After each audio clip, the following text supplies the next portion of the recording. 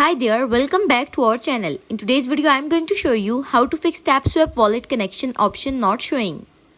So first of all, you need to check your wallet's compatibility. Ensure that you are using a compatible wallet for Solana based app like TapSwap popular wallets includes Phantom and Solid. If you are not using one of these, consider switching to a compatible wallet.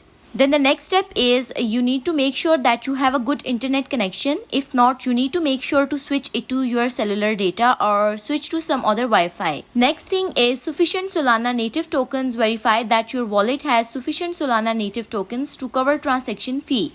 If your balance is too low, transaction may fail. But if the connection option, which is 2x or 2 times on the top of your coin, if you cannot see that particular option of connect wallet, that means it might not available in your region for most people. It's not available, but for the people that have too much coins in their account have that particular connect wallet option. So you need to also keep that point in mind. So hope this video is helpful for you. So this is the way you can fix TapSwap wallet connection option not showing. So that's all for today's video. Thank you so much for watching.